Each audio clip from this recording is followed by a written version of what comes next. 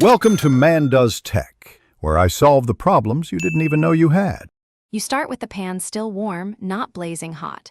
Remove loose food and fill the pan with hot tap water until it covers burned spots.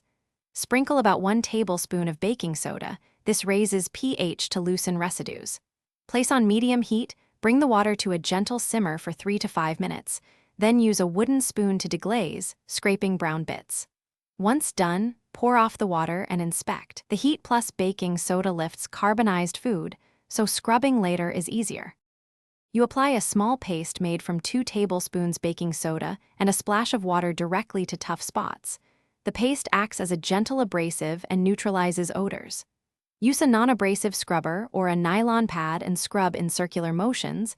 This follows the grain of stainless steel and prevents scratches. Make sure to rinse frequently to check progress. For stubborn stains, repeat paste and scrub in 2 to 3 minute cycles. The mechanical action plus alkaline paste lifts staining.